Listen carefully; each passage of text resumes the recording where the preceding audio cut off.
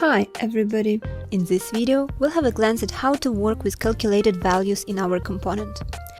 We'll start by adding a new calculated value. Click on the arrow icon in the upper right corner of the component to see the field list.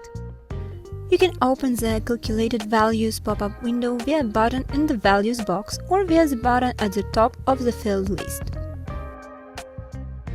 Let's add the new calculated value.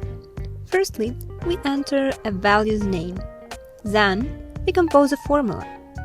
We can change aggregations, drag fields to the formula box, and add operators by clicking on them.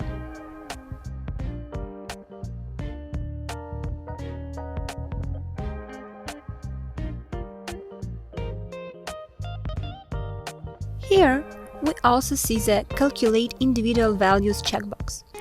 When this checkbox is selected, calculations from the formula are applied before the data is aggregated.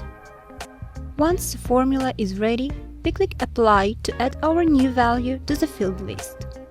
We can see that a new value is selected in the Values box and ready to be displayed in the component.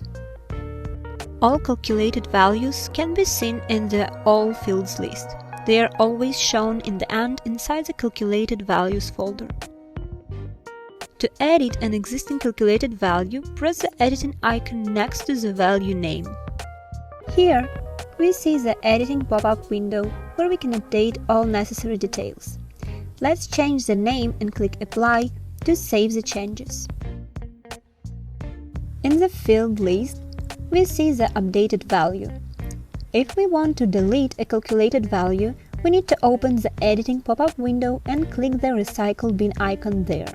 Now, let's just close all pop-up windows and see our value on the grid. Now you know how to create calculated values and catch even more insights.